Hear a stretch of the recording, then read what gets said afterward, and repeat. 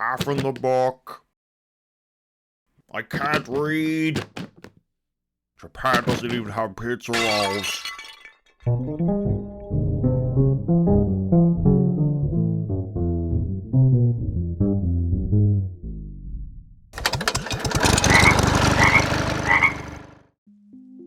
Okay, I love trash movies, I love trash anime, and I even love trash manga. Only I know that these guys or girls is trash.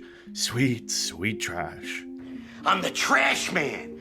It rides the line of smut into a little bit of light H, but honestly it gets goofy as hell, so I'm just down for this. We'll touch on that shortly, but for now, what the hell am I even talking about here? Only I know that these guys or girls is not unique, but it is admittedly convoluted. The premise is that a girls-only academy is opening its doors to boys, but no hanky-panky. Our MC shares a dorm with the only other two male pupils, but in a shocking twist, I mean you read the title, they happen to be girls who are cross-dressing as boys. You sure about that? Disguised because they want to become bodyguards. I don't know, it doesn't really matter. Okay, yeah, the premise is flimsy as hell, but where does the trash come in? Well, both of these girls are unaware that the other is a girl in disguise. They each think the other one's a boy. But the problem is, nature do be doing its thing. So yeah, this is going to have frequent nudity and the usual cross-dressing hijinks that come with this sort of affair. So there are 315 pages, that does include translator's notes, I forgot to delete those. So we have in yellow, ludity, so that is everything bar nudity, and red, nudity. You can see it's quite a lot, so editing this video is a challenge. Please YouTube, I've tried. Okay, so that's the flimsy premise out of the way, let's get on to the characters. We have our main character, Ryuno. There's nothing to say about him, he's there purely for the antics. He protects the girls from having their modesty exposed, but honestly he's just there for the self-insert, really. And on to the girls. There's honestly not much to say about them either. They want to become bodyguards. They're just there for visual flavour, if you get what I mean. There is Shinobu. She is the blonde. She's larger. She was blessed, we can say. And then there's Makoto, who is the brunette. She's not as blessed. Not up top anyway, but I'll be honest, she gets most of the actual page time as opposed to screen time in this manga. The artist clearly has a favourite, and it should be Shinobu. Otherwise, they don't really have much in the way of personality. I'll be honest, it's not really that kind of manga. They're more about trying to prove how manly they are and one-upping each other to comic effect. Will they ever realise that the other one is actually a girl, despite every clue and how obvious it is? Well, read it and find out.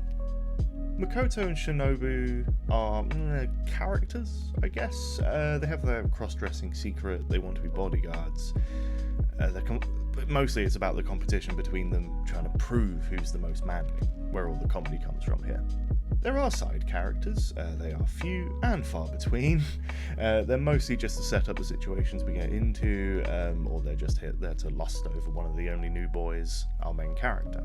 So as I've said, it's trash. But why make a video about it? What's the point? Why would I want to tell you? It's insane. Every chapter basically boils down to, how can these girls pretend they're boys? How can they prove their masculinity? And it gets me every time. I've got to hand it to the translators. They set the tone of this so well.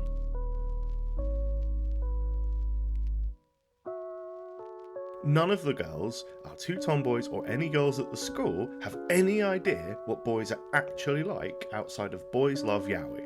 So you can imagine how proving themselves as boys goes. Chapter 1. It's the premise, it sets up the manga, it's completely standard. Nothing too extraordinary, little bit of titillation, nothing more. Chapter 2, immediately off the rails. The girls prove to each other, and to our MC, that they're boys by doing what else? They read naughty magazines together, because that's what we all do. A game of prawn chicken. They keep one-upping each other about how much they love jazz mags, and it leads to some incredible works of translation like this, Big win. and this, Doubled in size. and even this. Prove you're ready. And that's not the half of it. Mega Milkers. Chapter 4, the girls can't be caught peeing sitting down by the other one, so they go to the urinals and pretend to pee.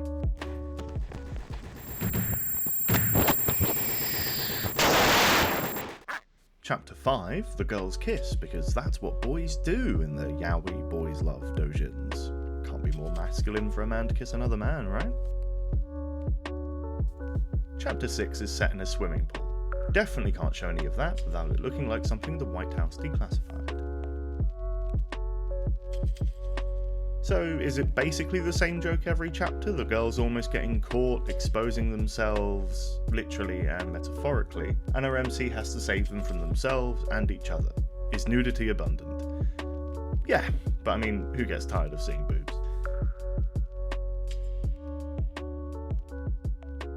The actual quality of the art is serviceable. The girls are cute, they're mostly on model, proportions are good, no big one-piece hands or suspiciously specific parts of their bodies in super high def as you see in certain manga. I will say their head size seems to have been improved as the manga's gone along. Some shots in the earlier chapters have a certain pencil neck to them, but it's not something noticeable, I will admit.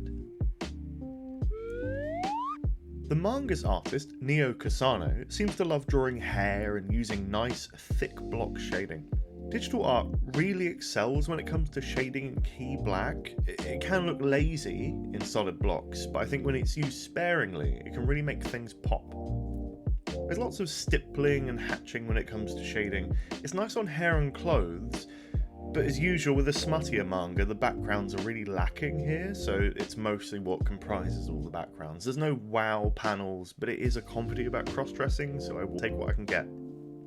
And yes, the jugs and other parts look great. Perhaps defying physics at times, but that's kind of the nature of the beast on that one. Just like this video, short and sweet. At recording, there is 11 chapters released. It's hardly popular, so I get why translating would be slow or not really high up on priority lists, but I do recommend it. It's trashy, it's lewd, but goddamn, I'm laughing. Alright, thanks for watching. What do I say? I have a Ko-fi. That'd be nice. But subscribe, please. Subscribe to my channel, please. I'm trying to get back into doing this. Have a grand old time. And if you want more of this sort of content, it seems to be all I do. So check out my channel. It's full of this sort of borderline stuff. Bye.